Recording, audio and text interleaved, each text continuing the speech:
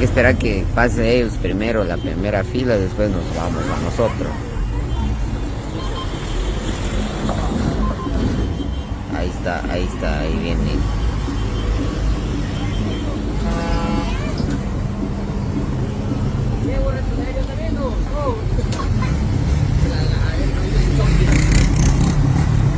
Ahí está, viene la camión, viene la capital, viene la capital, la Shoyi, viene la Shoyita, viene la Shoyita.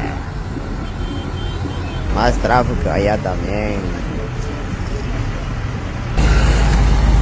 La Shoya, la Shoyita.